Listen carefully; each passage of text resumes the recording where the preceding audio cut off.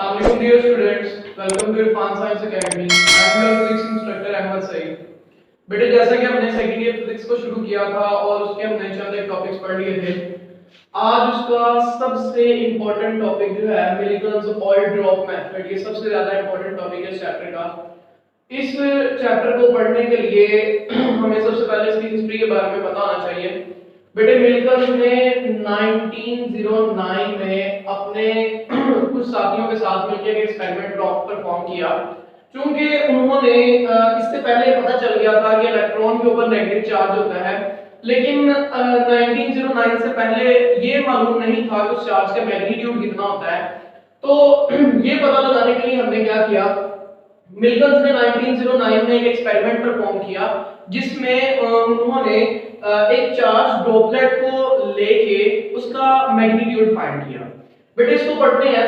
यहाँ पे उन्होंने जो ऑपरेटर्स यूज किया उसकी मैंने सिमेट्रिक डायग्राम यहाँ पे बनाई है। ये एग्जैक्ट उसी तरह की डायग्राम नहीं है, लेकिन ये सिमेट्रिक डायग्राम है उसकी। बेटे उन्होंने एक स्टील का टैंक लिया। ये इवैक्यूएटेड स्टील टैंक नहीं है, सिर्फ स्टील टैंक है, जिसके अंदर इसको इसलिए स्टील टैंक में रखा गया है ताकि बाहर से इसके ऊपर कोई फोर्स एक्ट ना हो।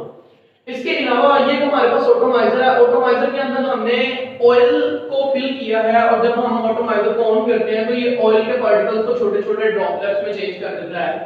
इसके अलावा हमने यहाँ पे माइक्रोस्कोप लिया। माइक्रोस्कोप हमने इसलिए ताकि हम इस चार्ज पार्टिकल को ब्रीफली स्टडी कर पाएं, और ये हमने लाइट सोर्स लिया ताकि हम उसको इल्यूमिनेट करके उसकी मोशन को स्टडी कर सकें। बेटे इस प्रोसेस को शुरू करते हैं। हम सबसे पहले क्या करते हैं, ऑटोमाइजर को ऑन करते हैं तो ये ऑयल के पार्टिकल्स को छोटे-छोटे कन्फाइंड पार्टिकल्स में डिवाइड कर देता है। जब ये पार्टिकल्स मूव करते हुए नीचे आते हैं तो ये इन इलेक्ट्रिक प्लेट्स के अंदर से गुजरते हैं।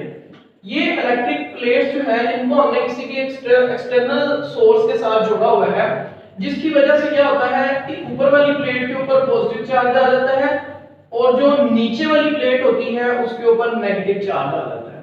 ठीक है, देन फर्दर मूव करते हैं। हमारे पास ये जो फाइन ड्रॉपलेट जब ये ऑटोमाइजर से बाहर निकलते हुए आया तो हमने सिर्फ एक ऐसा ड्रॉपलेट लेना जिसके ऊपर नेगेटिव चार्ज हो।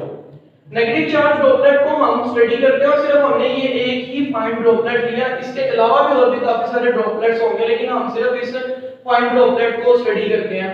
हमने लाइट सोर्स को इल्यूमिनेट किया और हमने माइक्रोस्कोप से इसकी स्टडी किया। बेटे आपको पता है कि इनिशियल में जब भी किसी चीज को नीचे की तरफ फेंका जाता है तो वो under the action of gravity नीचे की तरफ बड़ी आसानी से फॉल आउट हो जाती है। इनिशियली क्या था, जब ये इलेक्ट्रिक फील्ड ऑफ थी तो क्या था कि सारी की सारी जो फोर्स ऑफ ग्रेविटी वो ही इस ड्रॉपलेट के ऊपर अप्लाई हो रही थी।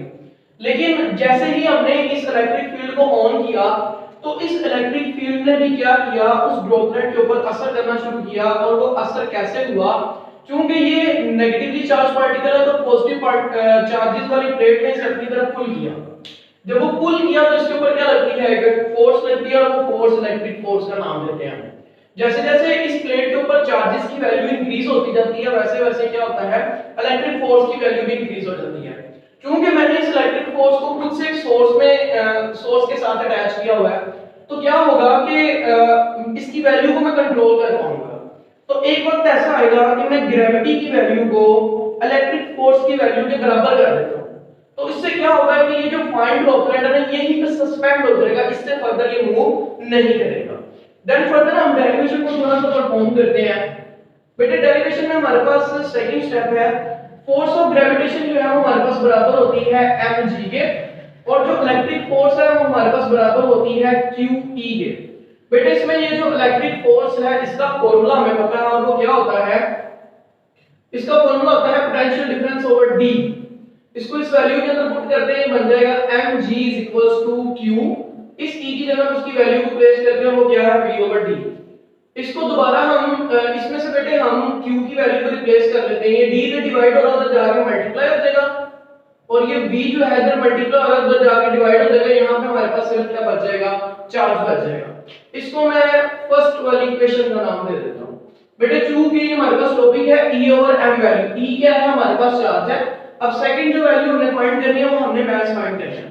तो for the determination of mass की डिटरमिनेशन के लिए हम क्या करते हैं, ये जो इलेक्ट्रिक फील्ड है इसको हम ऑफ कर देते हैं।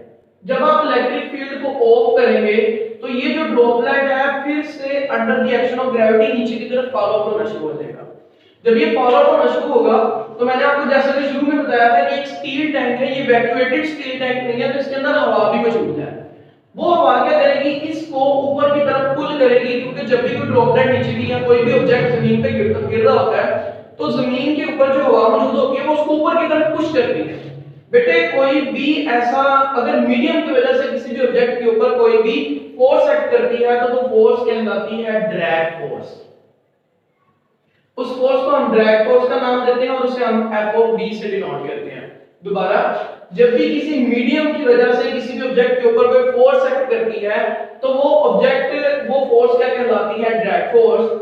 बेटे जैसे ही ड्रैग फोर्स इसके ऊपर एक्ट होगी तो फोर्स ऑफ ग्रेविटी जो है वो हमारे पास ड्रैग फोर्स के बराबर हो जाएगी और ये जो ऑब्जेक्ट है ये टर्मिनल वेलोसिटी के साथ मूव करना शुरू हो जाएगा। टर्मिनल वेलोसिटी क्या है हमारे पास, ये हमारे पास एक यूनिफॉर्म मोशन है जो कि क्या है, जो जब भी ड्रैग फोर्स इस फोर्स ऑफ ग्रेविटी के बराबर होगी तो ये जो ऑब्जेक्ट है ये ड्रैग फोर्स के साथ मूव करेगा, ड्रैग टर्मिनल वेलोसिटी से मूव करेगा, जिससे क्या होगा इसकी जो मोशन है वो यूनिफॉर्म हो जाएगी और इसको स्टडी करना ज्यादा आसान हो जाएगा। इसको थोड़ा सा सोल्व करते हैं। फोर्स ऑफ ग्रेविटी को हमने पढ़ा हुआ है वो किसके बराबर है, mg के, और ये जो ड्रैग फोर्स है इसका फॉर्मूला होता है 6 पाई ईटा rvt। बेटे चूंकि ये ड्रॉपलेट जो है वो कन्फाइंड स्फीयर की फॉर्म में है तो मैं मास को चेंज कर सकता हूं। इस ड्रॉपलेट की कुछ ना कुछ डेंसिटी होगी तो मैं डेंसिटी का फॉर्मूला लिखता हूं, density is equals to mass over volume. जब हम इसे सॉल्व करेंगे तो ये बन जाएगी m is equals to density और v। चूंकि मैंने आपको बताया कि ये जो है एक फाइन स्फीयर, एक गोल स्फीयर की फॉर्म में है तो ये जो वॉल्यूम होगा ये बराबर होता है volume of a sphere 4/3 pi r cube. बेटे इसको हम अपनी इस इक्वेशन में पुट करते हैं तो ये इक्वेशन हमारे पास कुछ इस तरह बन जाएगी। m की जगह पे हम उसकी वैल्यू को प्लेस कर देते हैं। m की वैल्यू हमारे पास थी रो v, ये वाला g हमारे पास वैसे का वैसे आ जाएगा। देन फर्दर हम 6 पाई ईटा rvt। बेटे ये जो वॉल्यूम है बेटे हमारे पास जब मैंने इसकी वैल्यू को प्लेस किया तो हमारे पास जो बाकी वैल्यूज बचती हैं वॉल्यूम की वैल्यू पुट करने के बाद वो बनती है 4/3 पाई r क्यूब और ये बन जाएगा 6 पाई ईटा rvt। बेटे इसको सिंपलीफाई कर लेते हैं, ये पाई पाई से कैंसिल हो गया, ये r जो है वो इस r के क्यूब से कैंसिल हो जाएगा तो यहाँ पे सिर्फ r का स्क्वायर बच जाएगा। बाकी हमारे पास जो वैल्यू बचती है वो है पाई 4/3 r स्क्वायर और ये बन जाएगा 6 ईटा vt। बेटा इसमें से r स्क्वायर की वैल्यू निकालनी है, 3 से डिवाइड होगा तो जाके मल्टीप्लाई हो जाएगा, 6 ईटा vt 3 मल्टीप्लाई हो गया, 4 और डेंसिटी से मल्टीप्लाई हो जाएगा तो जाके क्या हो जाएंगे, डिवाइड हो जाएंगे। यहाँ पे क्या बच जाएगा, सिर्फ r का स्क्वायर। इसको थोड़ा सा और सिंपलीफाई कर देते हैं, 2 2 जा 4 2 3 जा 6, ये 3 और इस 3 से मल्टीप्लाई होगा तो हमारे पास बन जाएगा 9 ईटा vt ओवर 2 रो। बेटे हमने इस r की वैल्यू को इस वैल्यू में पुट करना, मास की वैल्यू निकाल लेनी है। बाद में जब आप मास की वैल्यू यहां पे पुट करेंगे तो आपने चार्ज की वैल्यू निकाल लेनी है। बेटे जब मिलिकल्स ने ये एक्सपेरिमेंट फर्दर बार-बार परफॉर्म किया, सिर्फ इसी ड्रॉपलेट के ऊपर नहीं हर ड्रॉपलेट के ऊपर, तो उससे जो मैग्नीट्यूड ऑफ अ चार्ज नजर आया वो था 1.69 मल्टीप्लाई बाय 10⁻⁻19। ये जो था वो एक कन्फाइंड वैल्यू थी जो हर चार्ज के लिए क्या थी, सेम थी। अगर आपको इस टॉपिक में कोई भी डिफिकल्टी हो रही हो तो आप कमेंट करके दोबारा पूछ सकते हैं। Thank you for watching this video, take care, अल्लाह हाफिज़।